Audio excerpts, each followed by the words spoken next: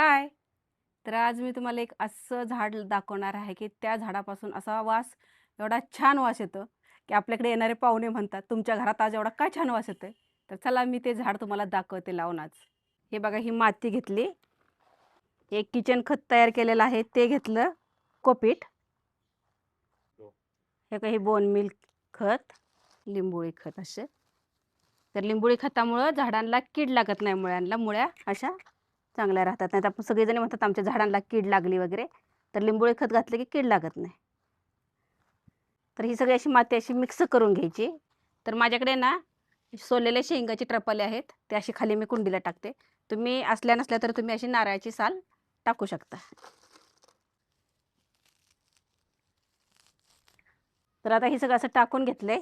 आता हे बघा तयार केलेली जी माती आहे ना, ती माती अशी मी खाली टाकून घेते. तर आता हे झाड मला लावायचं आहे.